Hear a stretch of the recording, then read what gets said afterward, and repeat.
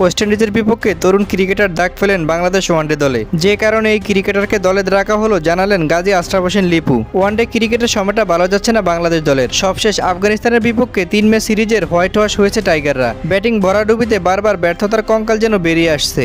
আফগানদের বিপক্ষে ধবল দোলাইয়ের দগদগে ক্ষত না শুকাতে এবার ঘরের মাঠে ওয়েস্ট ইন্ডিজের বিপক্ষে মাঠে নামতে যাচ্ছে মেহেদী হাসান মিরাজের দল, যেখানে প্রথমবার ওয়ানডে দলে ডাক পেয়েছেন মাহিদুল ইসলাম অঙ্কন। মূলত আগামী 2027 বিশ্বকাপের কথা চিন্তা করেই দলে রাখা হয়েছে, এমনটি জানিয়েছেন প্রধান নির্বাচক গাজী আশরাফ হোসেন লিপু।